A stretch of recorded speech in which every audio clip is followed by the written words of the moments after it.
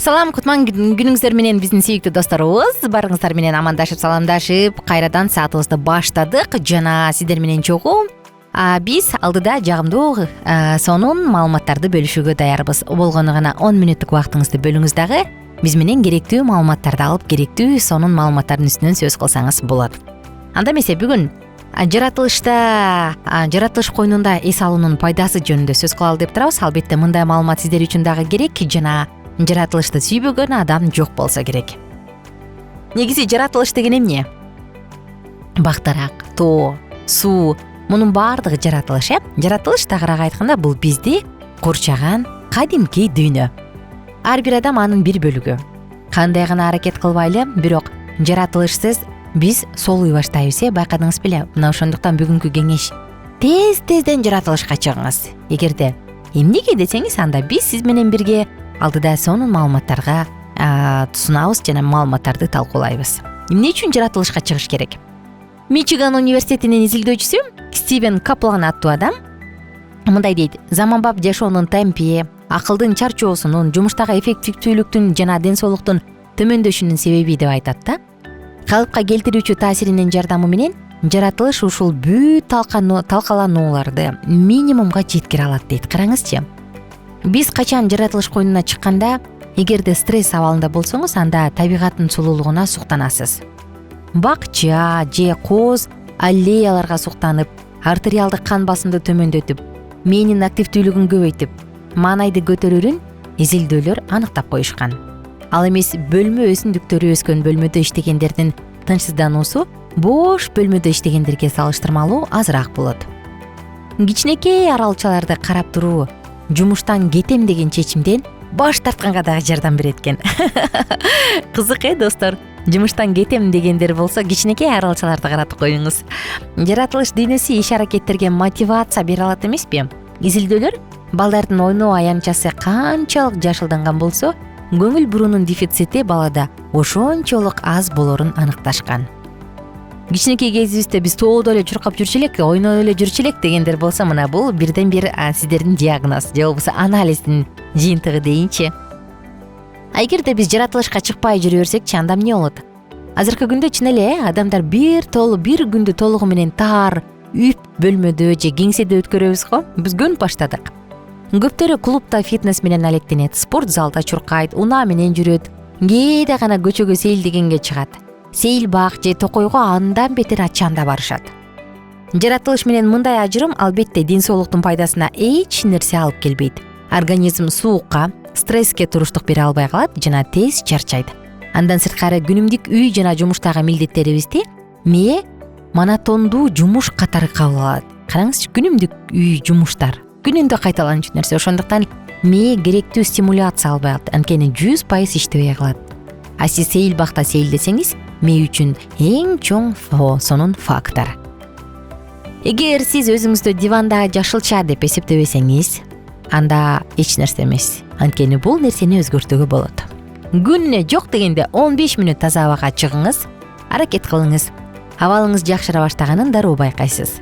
Жок дегенде дүкөнгө чейин болобу, айтор жөө басканга шылтоо табыңыз. Андан да жакшысы жакынкы сейил бакка чейин басыңыз. Андан кийин жумасына бир жолу тоого, суу боюна же суу сактагыч болобу шаардын сыртына чыгууну пландаштырып алыңыз. Мындай сейилдөө ден соолугуңузду бекемдейт, жакындарыңыз жана досторуңуз менен мамилени чыңдайт. Психологдор таза абага көп чыгуу адамды бактылуураак жана ийкемдүү кылып, стресске каршы турганга жардам берерин далилдешкен. Жаратылышка көбүрөөк чыгууну адатка айлантып алыңыз, ошондо жашооңуз сөзсүз жакшы жакка өзгөрөт. Ошондуктан достор, жаратылышка чыгыңыз, өзүңүздүн ден соолугуңузга кам көрүңүз, сүйүңүз жана сүйүктүү болуңуз. Жаратылыш ушул балдарга дагы өзгөчө таасир берет. Мен жогоруда айта кетпедимби? Жашыл жаратылышка жакын чоңойгон балдарда көңүл буруу синдрому азыраак болот деп. Көңүл буруунун жетишсиздиги.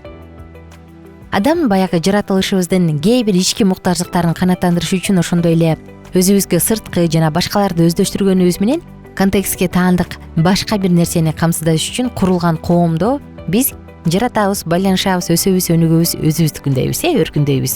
Ошондуктан жер менен ойноп, жамгырга чыланып, дарыянын суусу менен же болбосо чөптү басып арыктагы сууга ойнойбузбу, лай ойнойбузбу, чөпкө жылаңайлак басабызбы, бизди бул алгачкы абалыбызга алып барат.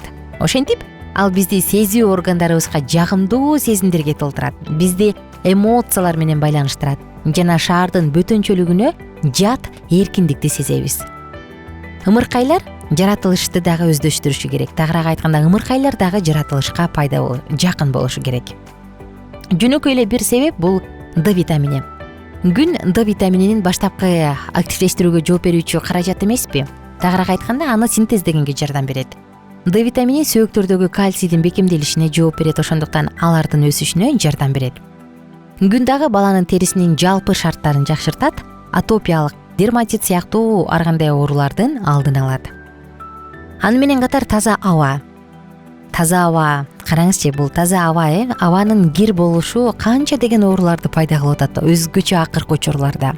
Акыркы 3 жыл десем өзгөчө жаңылышпайт болушум керек, анткени акыркы 3 жыл биз абасы кир шаарлар боюнча биринчи орунга чыгып атпайбызбы? Бул бизде астманы пайда кылат, өпкө ооруларын, бронхит, өнөкөт, былжыр, челдин баарын сезгентип атат, айтор толтура. Мына ошондуктан бул дагы жакшы. Испанияда бизде педиатрия ассоциациясынын адистери мындай дешет да: жаратылыш менен байланыш өнөкөт ооруну контролдоону жакшыртса болот.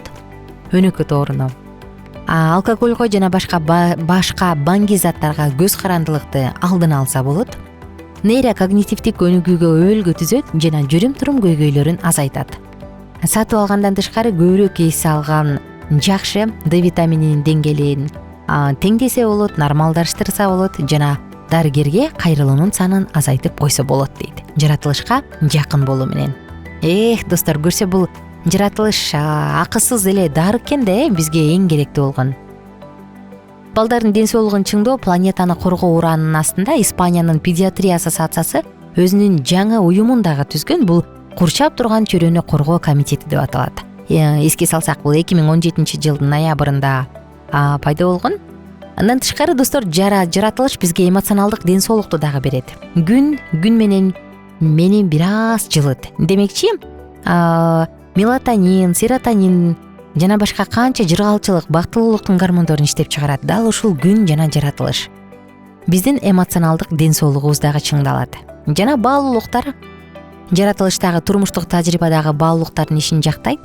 Алардын биринчиси ал сүйүү жана ага кам көрүү. Курчап турган чөйрөнүн комитети биздин ушул абанын жана топурактын булганышы, климаттын өзгөрүшү, мыйзамдуу жана мыйзамсыз баңги заттар, токойлордун кыйылышы жана чөлгө айлануусу, таза суунун коопсуздугу, жер толук деңиздин жана океандардын ден соолугу, жаратылыш менен байланыштын тартыштыгы деген сыяктуу бир нече фронтторго бөлүп, 7 фронтко бөлүп, ошого каршы күрөшүүгө ар бир адамды чакырат. Ошондуктан мен да угармандарыбызга кайрылат элем, өзүңүздүн айланаңыздагы жаратылышты коргоңуз. Жаз сайын, жыл сайын мен бактарак отургузам, мен көчөт отургузам деп өзүңүзгө бир ушундай милдеттеме коюп коюңуз жана албетте өзүңүзгө кам көрүңүз. Биз болсо сиздер менен коштошчу учурга келдик. Саатыбыздын соңку мүнөттөрү жана сиздер менен коштошобуз, достор. Алкитап чекит медиа сайтына барыңыздарды чакырам, андыктан ал сайтка катталганды унутпаңыздар. Сайтта барыңыздарды күтөбүз.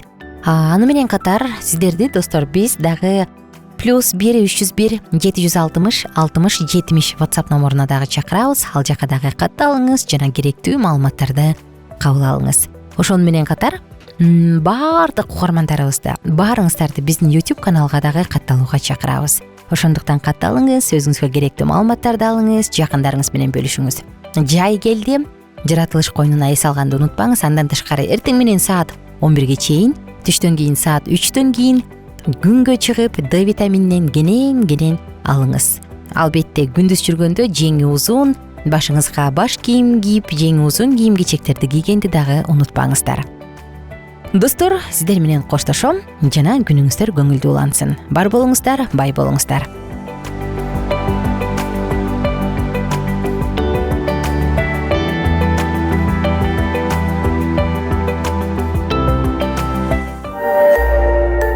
Биздин сабактар менен кененирээк Алкитап чекит медиа сайтынан таанышыңыз.